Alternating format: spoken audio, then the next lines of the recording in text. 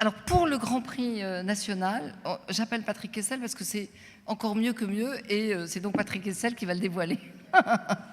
Donc on t'attend et tu dois parler à la tribune. Mais c'est pas lui qui a le prix, hein, c'est quelqu'un d'autre.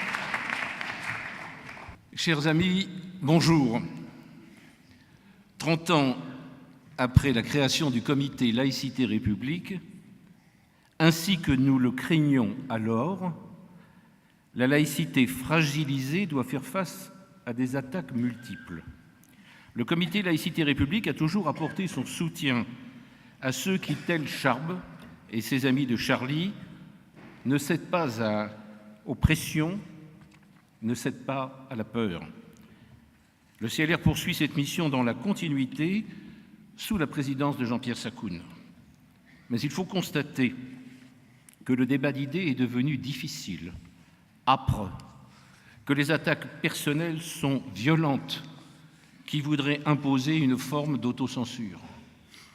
Le jury du Grand Prix national de la laïcité 2018 a choisi d'honorer un homme qui ose nommer les choses, quitte à affronter certaines formes de vindicte, à être calomnié, injurié.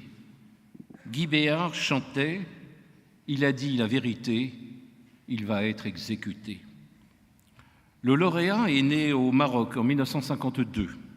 Il a fait ses premières études à l'école primaire du boulevard de Belleville à Paris et les terminera par un doctorat d'histoire sous la direction d'Albert Soboul, qui, comme vous le savez, fut le grand historien de la Révolution française. Professeur détaché auprès du Mémorial de la Shoah, il élargit son champ de réflexion à l'histoire culturelle européenne, à l'histoire du sionisme et aux derniers juifs en terre arabe.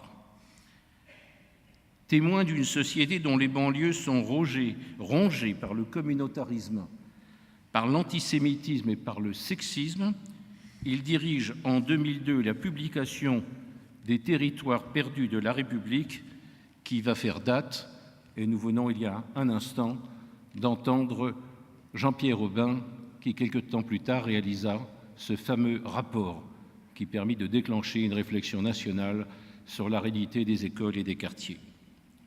Lauréat de plusieurs distinctions pour certains de ses livres, il obtient le prix de la Fondation du judaïsme en 2009.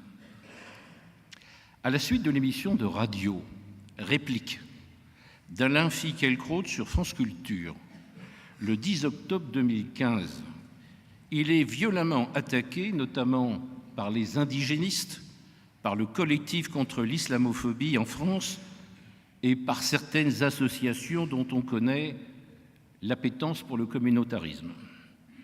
Elles saisissent l'opportunité d'une citation mal rapportée et sortie du contexte pour jeter le discrédit sur un historien rigoureux et sur ses travaux.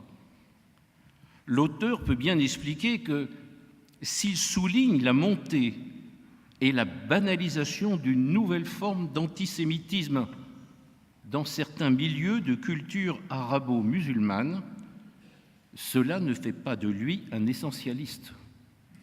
En d'autres termes, selon la formule de l'éditorialiste Jacques Julliard, tous les musulmans ne sont pas antisémites et tous les antisémites ne sont pas musulmans. Mais le mal est fait, car ce que combattent ses principaux détracteurs, ce sont ses travaux sur le recul républicain sous les coups de boutoir du communautarisme. Ainsi, notre lauréat est-il devenu à son tour une cible emblématique d'une véritable chasse aux combattants laïcs, accablés par d'incessantes poursuites devant les tribunaux. Le procès n'est pas achevé. Boualem Sansal, Kamel Daoud, Fethi Benslama ont témoigné en sa faveur. La justice a tranché et lavé notre ami de toute accusation, mais le dossier est en cassation. Il est temps de lui rendre l'hommage qu'il mérite pour son courage, sa persévérance, son engagement en faveur des principes républicains, en faveur de l'universalisme des Lumières, en faveur de la laïcité.